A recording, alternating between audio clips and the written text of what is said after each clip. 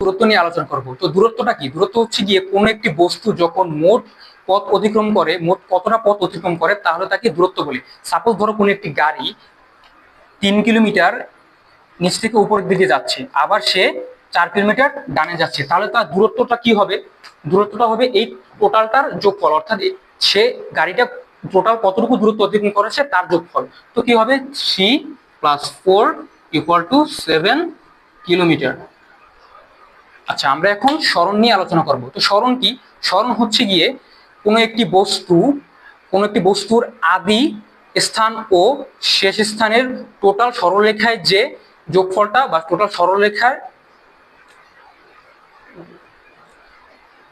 সরলরেখা যতটুকু যাচ্ছে তাকে আমরা সরণ বলি। এই সরণ আর দূরত্বের মধ্যে কিন্তু পার্থক্য আছে। দূরত্ব কিন্তু স্কেলার রাশি, কারণ এর মান আছে, দূরত্বের কিন্তু কোনো দিক নেই, কিন্তু সরণের কিন্তু দিক আর মান দুটোই রয়েছে, এর জন্য সরণ স্কেলার রাশি। তোমরা যদি সরণের মাত্রাকে প্রকাশ করতে যাও তাহলে দেখবে কি যে এর উপরে কিন্তু ভেক্টর চিহ্নটাকে দেওয়া হয়, কিন্তু দূরত্বের উপর কিন্তু ভেক্টর চিহ্নটাকে দেওয়া হয় না, কিন্তু দুটোর মাত্রাকে কিন্তু একই প্রতীক দ্বারা প্রকাশ করা হয়। আচ্ছা, এখন আমরা দ্রুতি নিয়ে আলোচনা করব। তো দ্রুতি হচ্ছে গিয়ে কোন বস্তুর সময়ের সাথে সাথে দূরত্বের পরিবর্তনের হার, অর্থাৎ দ্রুতি ইকুয়াল টু হবে দূরত্ব ডিভাইড বাই সময়। এখন তোমরা যদি একক দেখো তাহলে আমরা জানি দূরত্বের একক কি? এম বা মিটার, আর সময়ের একক এস বা সেকেন্ড। তো এম এস ইনভার্স 1 আর মাত্রা হচ্ছে গিয়ে এল টি ইনভার্স 1। আবার যদি আমরা বেগ নিয়ে আলোচনা করি, বেগ হচ্ছে গিয়ে কোনো বস্তু সময়ের সাথে সাথে সরণের পরিবর্তনের হারকে বেগ বলে। তো বেগের একক হচ্ছে গিয়ে দ্রুতির এককের সেমি।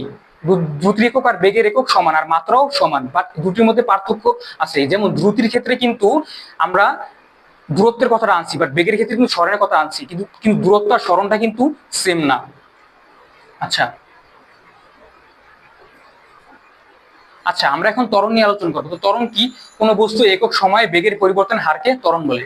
সো বেগের পরিবর্তন ডিভাইড বাই সময় ইকুয়াল টু ত্বরণ। আমরা এখানে দেখতে পাচ্ছি যে বেগের একক হচ্ছে গিয়ে এম এস ইনভার্স 2। তো বেগের পরিবর্তন ডিভাইড বাই সময়। এখন আমরা যদি একক নিয়ে আলোচনা করি, সো আমরা আগে জেনেছি যে বেগের একক হচ্ছে গিয়ে এম এস ইনভার্স 1 আর সময়ের একক হচ্ছে গিয়ে এস।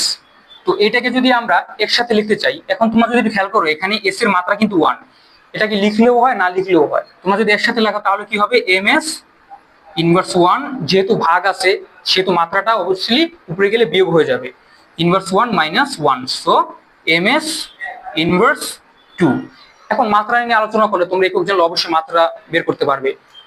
সাপোজ ধরো এম এর মাত্রা হচ্ছে গিয়ে এল আর এস এর মাত্রা হচ্ছে গিয়ে, সময়ের মাত্রা হচ্ছে গিয়ে টি, মাত্রা -2। এটা হচ্ছে গিয়ে ত্বরণের মাত্রা ও একক।